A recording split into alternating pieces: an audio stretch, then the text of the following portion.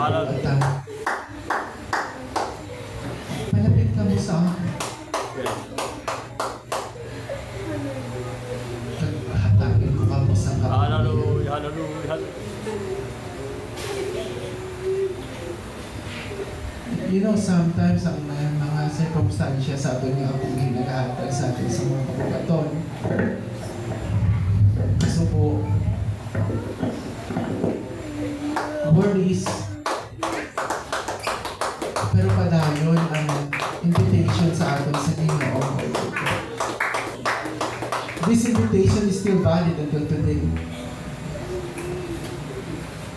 Kung tungkol sa problema, nasubuan ka, nabukatan ka, nag-worry ka, come to Jesus. Jesus said, and I will give you rest. You know, there's this peace and rest in the process of God. There is this joy, unspeakable joy in the process of God. There is restoration, there is revival in the process of God.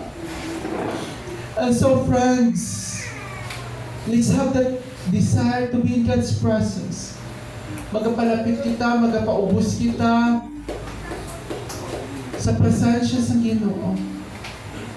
I'm inviting ang tanan, even ang mga bata, no?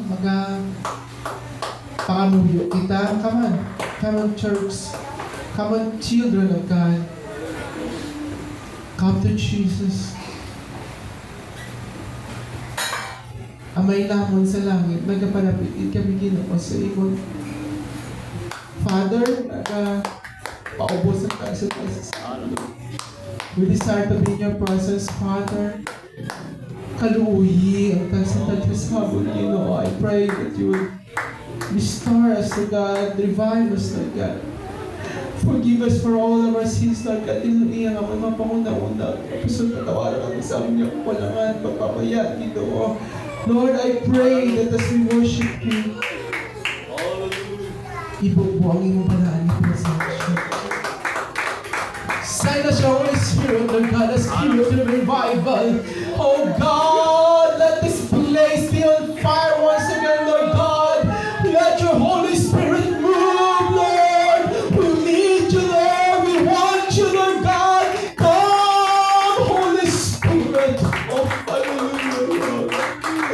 Hinangan namin ang ipalang Espiritu, Ginoo.